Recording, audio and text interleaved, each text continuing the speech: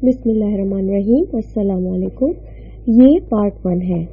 आज हम आपके लिए बुक रिकॉर्ड कर रहे हैं नावल इजाज़त, मुसन्निफ मुहिउद्दीन नवाब, आवाज़ नौशीन।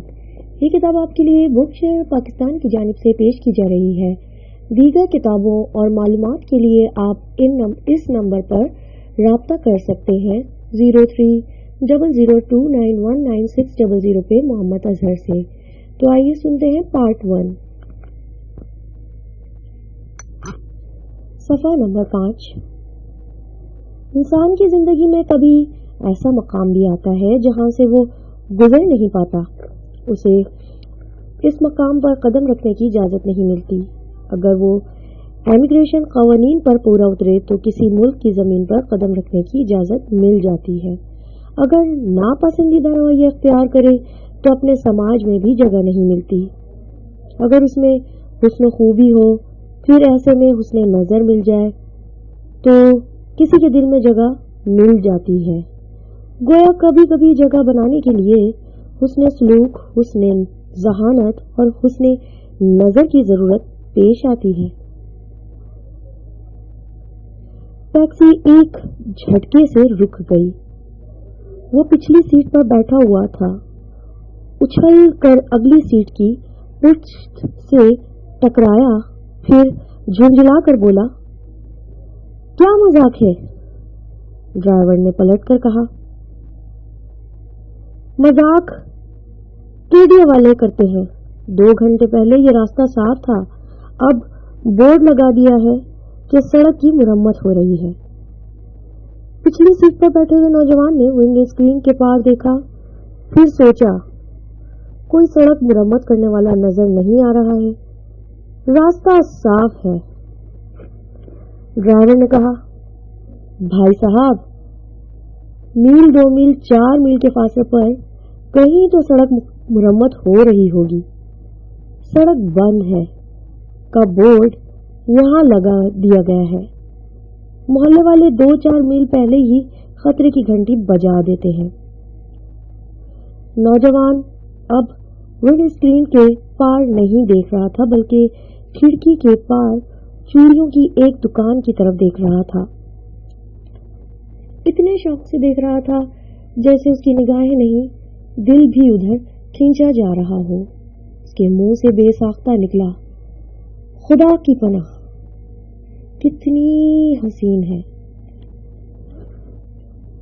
सफ़ा नंबर 6। टैक्सी ड्राइवर ने एक नजर नौजवान पर डाली, फिर उसकी निगाहों की सिमत चूड़ियों की दुकान की तरफ देखा। वहां एक लड़की खड़ी हुई थी। उसका चेहरा नजर नहीं आ रहा था, अलबत्ता उसके नर्म नाजुक हाथ नजर आ रहे थे।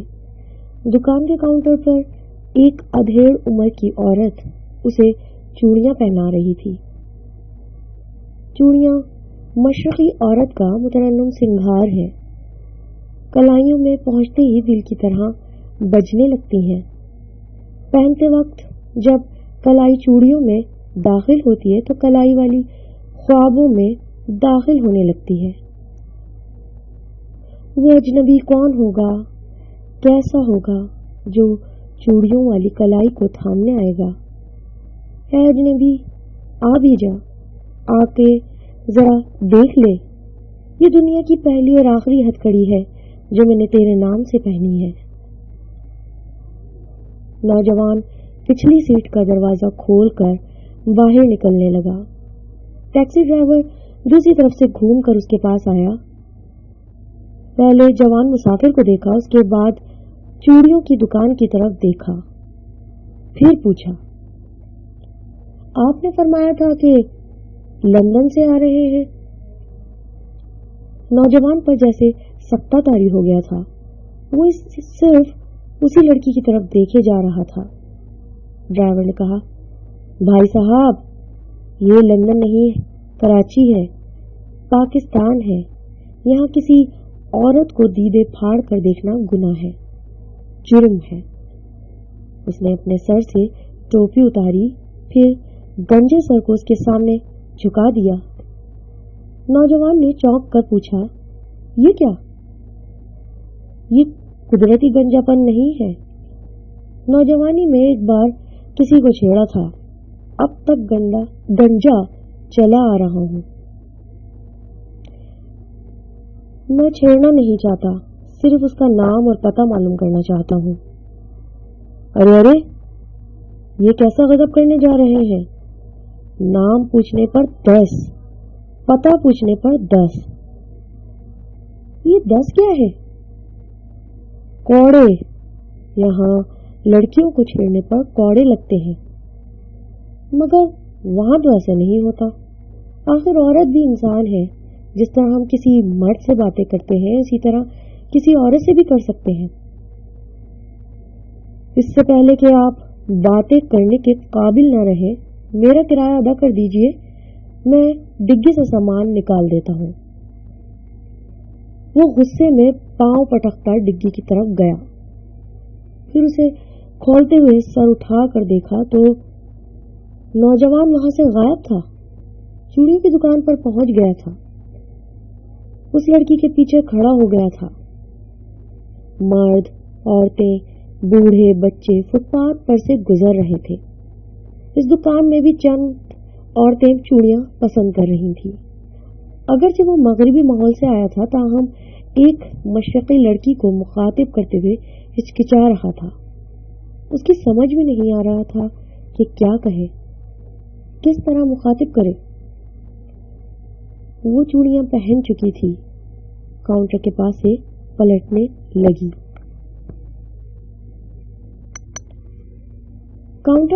سے پلٹنے لگی. اچانک اپنے روبرو ایک اجنبی کو دیکھ کر چند لمحوں کے لیے سہمے ہوئے انداز میں ساکت رہ گئی.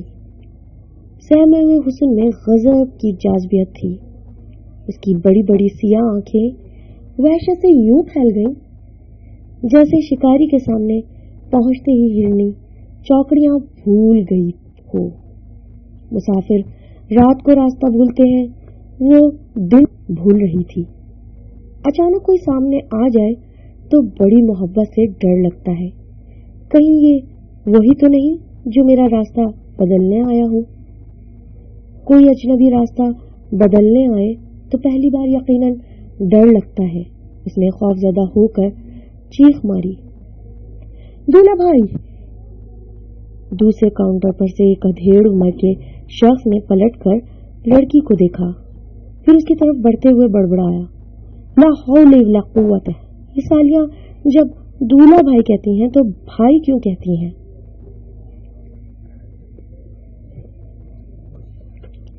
یہ سالیاں جب دولہا کہتی ہیں تو بھائی کیوں کہتی ہیں؟ ایک ادھیڑ عمر کی عورت تیزی سے چلتے ہوئے لڑکی کے پاس آئی، پھر بولی، کیا بات ہے مونا؟ صفحہ نمبر 8. مونا کا خوف قدرے کم ہو گیا تھا. وہ ہچکچا رہی تھی. اپنی بہن کی طرف بڑھتے ہوئے بولی، آپا وہ میرا مطلب ہے یہ اس کی سمجھ میں نہیں آ رہا تھا کیا کہنا چاہیے. وہ کیوں چیخ پڑی تھی، جانے اس اجنبی کو کیا سمجھ بیٹھی تھی. اس کی آپا نے پوچھا، کیوں بھائی کیا بات ہے؟ اس ادھیڑ عمر کے شخص نے بھی قریب آ کر پوچھا، ہاں کیا بات ہے؟ دیکھو مسٹر، یہ دونوں بہنیں ہیں. میں ان میں سے ایک کا دولہا اور دوسری کا بھائی ہوں. عجیب رشتہ ہے. بہرحال آپ فرمائیے. جی میں لندن سے آیا ہوں. لندن سے تو پوسٹ کارڈ بھی آ جاتا ہے. آپ ہم سے کیا چاہتے ہیں؟ میں اسی محلے میں رہتا ہوں. اپنی گلی اور گھر کا راستہ بھول گیا ہوں. پتہ معلوم کرنا چاہتا ہوں. دکان کے باہر سے ٹیکسی ڈرائیور نے چیخ کر کہا، او بھائی صاحب، میں کہہ رہا ہوں اگلی گلی میں آپ کا مکان ہے. سامان اٹھائیں اور چلے جائیں. شکر کریں مجھ جیسا ایماندار ٹیکسی والا مل گیا، ورنہ آپ ادھر عشق فرمانے جاتے، ادھر آپ کا سامان غائب ہو جاتا. مونا فوراً ہی اپنی آپا کے پیچھے چلی گئی. सवालिया नजरों से अजनबी को देखने लगी। समझना चाहती थी इश्क का ताल्लुक किससे है, ये बात ड्राइवर किसके लिए कह रहा है। इधर ये परेशान हो गया था। उसने हिचकिचाते हुए माजरत तलब नजरों से मूना, उसकी बहन और बहनोई को देखा, फिर लपकता हुआ दुकान के बाहर आया। ड्राइवर के बाजू को पकड़कर झंझोड़ते हुए बोला, क्यों भांडा फोड़ रहे हो, जरा इंतजार नहीं कर सकते? मैं वेटिंग चार्जेस अदा करूंगा। मेरा बाजू तो छोड़ो, लड़की देख रही है। उसने जल्दी से बाजू छोड़कर मूना की तरफ देखा। वो दुकान के अंदर अभी तक आपा के पीछे खड़ी हुई थी और उसे देख रही थी। क्या बड़ी बड़ी कटोरा सी आंखें थी, दूर ही से दिल में घर करती थी। उसके बहनोई ने दुकान के बाहर आकर पूछा, क्यों मियां, ये क्या बात हुई? ये ड्राइवर तुम्हारा पता जानता है, तुम अगली गली में रहते हो और हमसे पता पूछने आए थे। वो बात असल में ये है कि मैं आपका पता पूछ रहा था। मेरा पता? जी हाँ, लंदन में किसी लड़की से बात की जाए तो वो बुरा नहीं मानती, बल्कि अपना पता भी बता देती है। मैं तो आपका पता पूछ रहा हूँ। वो इधर बातें कर रहा था, उधर मूना को देखे जा रहा था। उसकी शर्मीली अदाएं जाने किसके लिए थी, मगर अजनबी की जान ले रही थी। ऐसी अदाएं उसने मगरिबी माहौल में नहीं देखी थी। वो अपनी आपा के पीछे छुप भी रही थी और चोर नजरों से देखती भी जा रही थी। शर्माने का अजीब अंदाज था, जैसे अजनबी से कोई नाता ना हो मगर चोर नजरों का रिश्ता हो।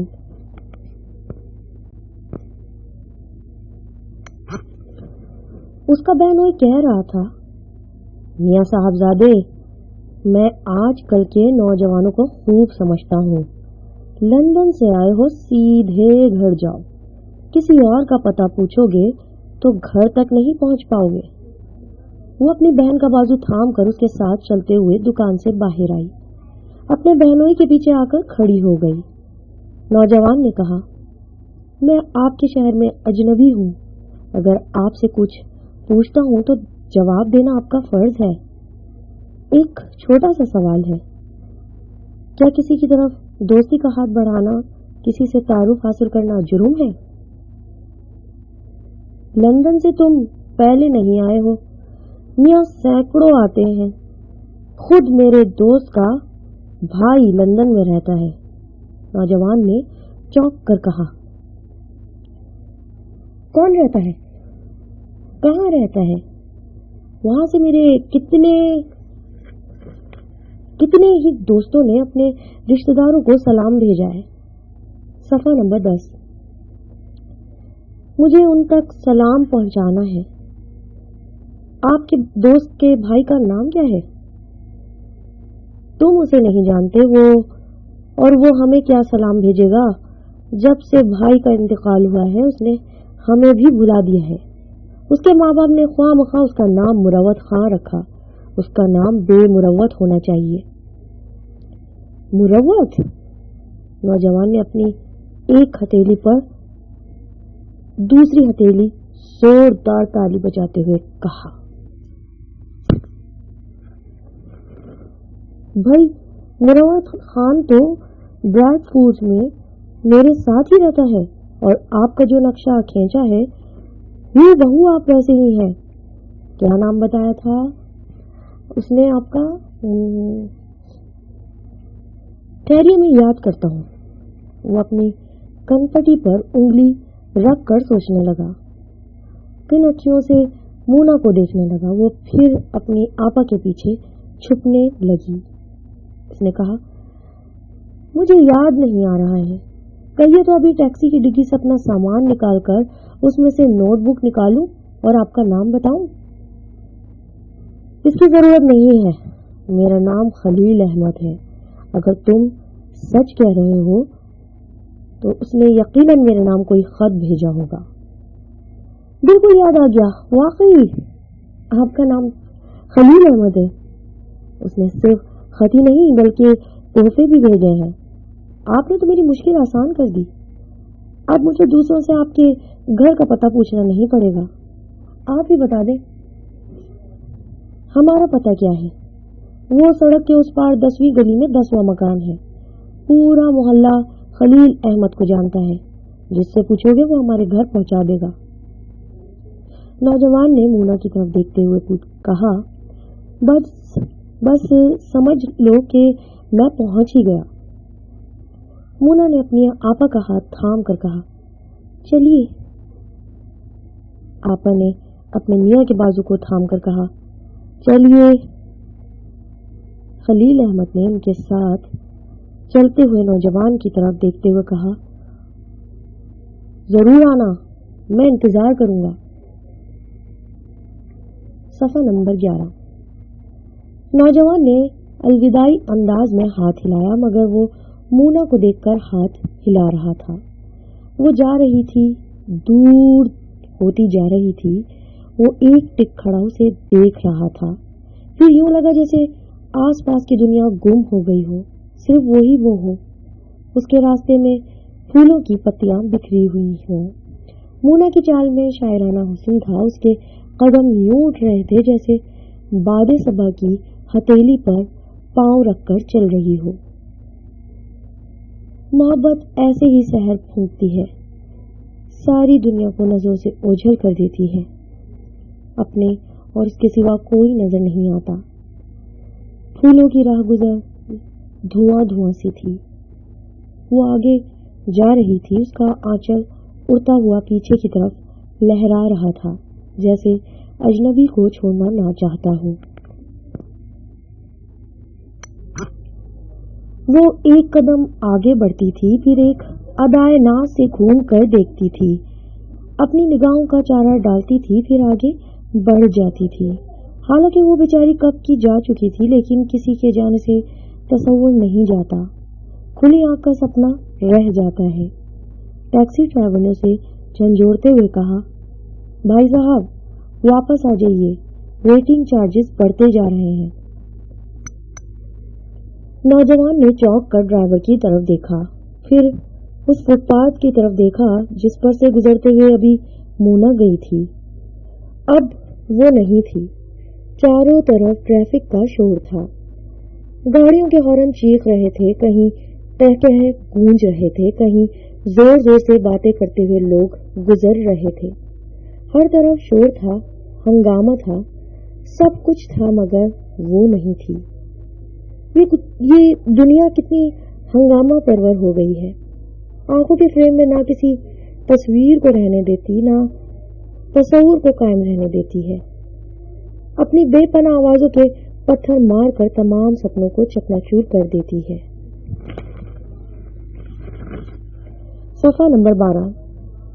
वो घर में दाखिल हुआ तो सबके लिए जैसे ईद हो गई। बच्चे चारों तरफ से दौड़ते हुए आए। कोई कह रहा था, भाईजान आ गए, भाईजान आ गए। किसी ने चीख कर ऐलान किया, मामू जान, मामू जान। कोई उसके कदमों से लिपट कर बोला, चाचा जान आ गए, चाचा जान आ गए। एक कमरे से उसकी माँ बलाएं लेती हुई निकली। अरे मैं सदके, मैं वारी आए, मैं ख्वाब तो नहीं देख रही हूँ। अचानक अपने आने की खुशियां दोगे तो दिल खुशी से धड़कना बंद हो जाएगा। मुलाजिम उसका सामान उठाए ऊपरी मंजिल की तरफ जा रहे थे। उसकी बड़ी बहन सीने से उतरती हुई बोली, अभी छत पर कौवा काएं काएं कर रहा था, मैं समझ गई, जरूर मेरा भैया आने वाला है। जीने की बुलंदी से उसके बहनोई ने कहा, कामरान, तुम्हारी आपा अपने शोहर की बोली नहीं समझती, कौवे की समझ लेती है।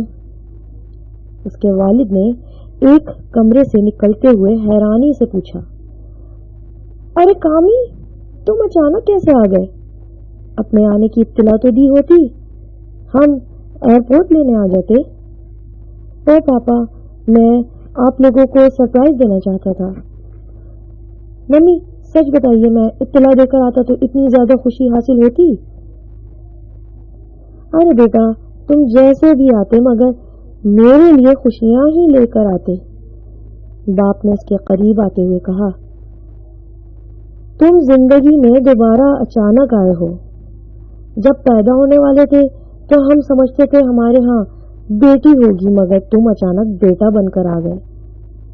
سچ پوچھو تو اچانک آنے کی خوشی زیادہ ہوتی ہے. آج بھی ہو رہی ہے. بڑی بہن نے اپنی گود کے بچے کو دکھاتے ہوئے کہا، دیکھو کامی، کتنا پیارا پیارا سا بھانجا ہے تمہارا. اس کے لیے کیا لائے ہو؟ ماں نے کہا، چل ہٹ، ابھی میرا بیٹا آیا ہے اور بہن کا حق وصول کرنے کھڑی ہو گئی. اب تو میں جب تک اپنے بیٹے کی شادی نہیں کروں گی اس وقت تک واپس نہیں جانے دوں گی. او ممی، آپ یوں سمجھ لیں کہ میں نے کر لی ہے. کیا؟ سب نے سے چونک کر دیکھا. باپ نے پوچھا، کیا ولایتی ہے؟ پاکستانی ہے. تو نے وہاں کسی پاکستانی لڑکی سے شادی کر لی اور ہمیں اطلاع نہیں دی؟ ممی، وہاں نہیں کی ہے. اس بیچاری نے تو شاید کبھی انگلینڈ میں قدم بھی نہ رکھا ہو. اس کا مطلب ہے کہ وہ پاکستان میں ہے اور تم انگلینڈ میں. پھر شادی کیسے ہوئی؟ باپ نے پوچھا. کیا ٹیلی فون کے ذریعے؟ او نو پاپا، آپ لوگوں کی شرکت کے بغیر بھلا میں شادی کر سکتا ہوں؟ شادی یہیں ہوگی، ابھی تو میں اسے راضی کرنے والا ہوں. ماں نے ناگواری سے کہا، کیا تیرے لیے کیا لڑکیوں کی کمی ہے جو کسی کو راضی کرے گا، کسی کی خوشامد کرے گا؟ اس کے پاپا نے کہا، جب اس کے باپ نے تمہاری خوشامد کی تھی تو یہ کیوں نہ کرے؟ ممی نے پاپا کو گھور کر دیکھا، پھر کہا، دیکھو بیٹا، شادی بھلے اپنی مرضی سے کرو لیکن خاندان ہمارے برابر کا ہو. لڑکی پڑھی لکھی نہ ہو لیکن اس میں کوئی بات نہیں، مگر گھر گھرستی والی ہو. آخر اتنا بڑا گھر سنبھالنا ہے. ممی، گھر سنبھالنا ہے تو کسی گورننس کو رکھ لیجئے، 2-4 ملازموں کو اضافہ کر دیجئے. میں شادی کروں گا اور وہ یہاں رہے گی تو کیا میں پردیس میں بیٹھا ساری زندگی سے خط لکھتا رہوں گا؟ او نو ممی، پہلے تو اسے راضی کرنا ہے. ابھی بنیاد پڑی نہیں اور ہم ہوائی محل بنا رہے ہیں. وہ زینے کی طرف جاتے ہوئے بولا، میں غسل کرنے جا رہا ہوں. صفحہ نمبر 14. میرے لیے گرما گرم چائے بنا دیجیے. وہ آئے گی اسی سے بنوا لینا. میں صاف صاف کہہ دیتی ہوں، میری بہو میرے پاس رہے گی. وہ زینے پر سے پلٹ کر بولا، شادی خوشیوں کا پیغام ہے، خوشیوں کا نام ہے اور ماں اپنے بچے سے کبھی کوئی خوشی نہیں چھینتی. باپ نے آگے بڑھ کر پوچھا، معلوم تو ہو تم کتنے دنوں کے لیے آئے ہو؟ پورے 1 ماہ کے لیے. آج 4 تاریخ ہے، مجھے ہر حال میں اگلے ماہ کی 4 تاریخ کو یہاں سے جانا ہوگا. اس کے پاپا نے ہنستے ہوئے اپنی بیگم سے کہا، تم فکر نہ کرو، بہو تمہارے پاس رہے گی. ہمارے برخوردار 1 مہینے میں بیوی کو لندن نہیں لے جا سکیں گے. پاپا، میں آپ کا بیٹا ہوں، جس بات کی ضد کرتا ہوں وہ پوری کرتا ہوں. جب وہ میری شریک زندگی ہوگی تو پھر میری زندگی کی شریک رہے گی، میرے ساتھ یہاں سے جائے گی. میں ایسے قانون کو تسلیم نہیں کرتا جو امیگریشن کے نام پر محبتوں کو تقسیم کرتا ہو. وہ تیزی سے سیڑھیاں چڑھتا ہوا اوپر چلا گیا. ماں نے کہا، بیٹا کچھ زیادہ ہی دیوانہ لگتا ہے، جانے کسے دیکھ لیا ہے. کامران اوپری منزل کے ایک کمرے کے سامنے رک گیا. دروازہ کھلا ہوا تھا، اندر خالی کمرہ نظر آ رہا تھا. اس نے ایک سرد آہ بھر کر کہا، اگر وہ شریک حیات بن کر آ جاتی تو اس وقت میرے سامنے ہوتی اور سر پر آنچل رکھتے ہوئے مسکراتے ہوئے بڑی ادا سے میرا استقبال کرتی. میں اسے ستانے کے لیے منہ پھیر لیتا. वो दरवाजे की तरफ से मुंह फेर कर खड़ा हो गया। अचानक पीछे से आवाज सुनाई दी, आप नाराज हो गए? वो एकदम से चौंक गया। पलट कर देखा तो कमरे के अंदर मुना खड़ी हुई थी। सर पर आंचल दुरुस्त करते हुए शर्मा रही थी, झुकी झुकी नजरों से देख रही थी। कामरान ने हैरानी से और बेयकीनी से देखा, फिर पूछा, तुम? क्या मैं ख्वाब देख रहा हूं? वो शाखे गुल की तरह हौले से बल खा गई। उसकी तरफ से घूम कर गैर सिंगार मेज की तरफ जाने लगी। कामरान ने दोनों हाथों से अपनी आंखों को बंद किया, जैसे ख्वाब और हकीकत को मालूम करना चाहता हो। फिर उसने आंखें खोल कर देखा तो वो नहीं थी। कमरा पहले की तरह खाली था। वो तेजी से चलता हुआ कमरे के अंदर आया। हर तरफ वीरानी थी। एक तलिस्म ख्याल था, मोहब्बत का जादू सर चढ़कर बोल रहा था, इसलिए वो सर में समा गई थी। कमरे में नहीं थी, उसके सर में थी। मुलाजिम सामान लेकर इस कमरे में छोड़ गया था। उसने मायूसी से अपने सामान को देखा, फिर एक सूटकेस उठाकर उसे बिस्तर पर रखते हुए खोलने लगा। उसके साथ ही बड़बड़ाने लगा, क्या तन्हाई सी तन्हाई है, आज एहसास हो रहा है। इतने दिनों बीवी के बगैर गुजारा करता रहा, सारे काम खुद ही करता रहा। अब गुस्ल करने के लिए तौलिया निकालो, साबुन तलाश करो, फिर गुस्ल करो। अगर बीवी होती तो क्या मैं नहीं हूं? अचानक ही रस भरी आवाज सुनाई दी। उसने तेजी से पलटकर गुस्लखाने की तरफ देखा। बाथरूम का दरवाजा जरा खुला हुआ था और वो दरवाजे के पीछे से सर निकालकर शर्माते हुए, जरा मुस्कुराते हुए कह रही थी, मैंने गुस्ल का तमाम सामान रख दिया है, आइए ना। ये कहते ही वो दरवाजे के पीछे छुप गई, नजरों से ओझल हो गई। वो तड़प कर बोला, मैं आ रहा हूं, सर के बल आ रहा हूं। वो दौड़ते हुए बाथरूम में पहुंचा, तेजी से दरवाजा खोलते हुए अंदर गया। उसके चिकने फर्श पर फिसलते फिसलते संभल गया। फिर उसने दरवाजे के पीछे देखा, वो नहीं थी, बाथरूम खाली था। जीने के पास से उसकी बड़ी आपा ने बुलंद आवाज में कहा, कामी।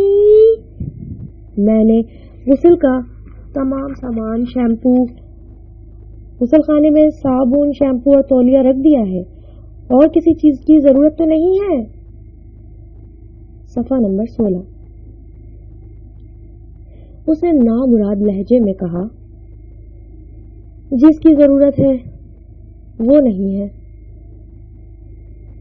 ये कहते उसने दरवाजे को एक धड़ाके से बंद कर दिया। झंझला कर जल्दी जल्दी कपड़े उतारने लगा, साथ ही बड़बड़ाने लगा।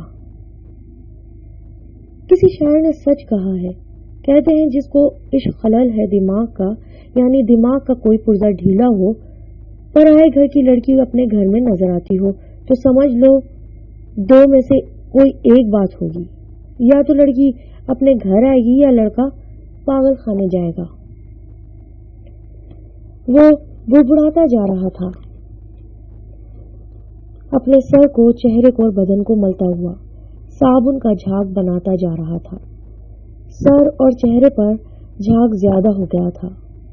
वो आंखें बंद किए हुए हाथ पुश्त की तरफ ले जाकर अपनी पीठ रगड़ना चाहता था, लेकिन हाथ नहीं पहुंच रहा था। क्या मुसीबत है, अपनी पीठ कैसे साफ करूं? क्या जानवर की तरह दीवार से रगड़ना शुरू कर दूं? इसीलिए कहते हैं एक बीवी की जरूरत होती है। वो होती तो कम से कम मेरी पीठ पर। वो बोलते बोलते एकदम से रुक गया, चौंक कर सर उठाया, आंखें खोल नहीं सकता था, चेहरा झाग में डूबा हुआ था। उसने आंखों पर से झाग को हटाते हुए पूछा, कौन है? مترنم ہنسی سنائی دی۔ اسے اپنی پیٹھ پر ملائم ہاتھوں کا لمس محسوس ہو رہا تھا۔ دو نازک سے ہاتھ اس کی پیٹھ پر صابن لگا رہے تھے اور اس کے ساتھ ساتھ چوڑیاں کھنکتی جا رہی تھیں۔ اس نے حیرانی سے خوش ہو کر پوچھا، منا، تم؟ یعنی کہ تم؟ میں ابھی تمہیں دیکھتا ہوں، میری آنکھوں میں صابن ہے، ذرا 1 منٹ۔ اس نے شاور کھول دیا، جلدی جلدی منہ سے صابن چھڑانے لگا، کہنے لگا، تمہیں ان قدموں کی قسم ہے جن قدموں سے چل کر یہاں آئی ہو، واپس نہ جانا، بس ابھی 1 منٹ، صرف 1 منٹ۔ اس کی بڑبڑاہٹ کے دوران مترنم ہنسی جا رہی تھی، کبھی وہ ہنستی تھی، کبھی گنگناتی تھی۔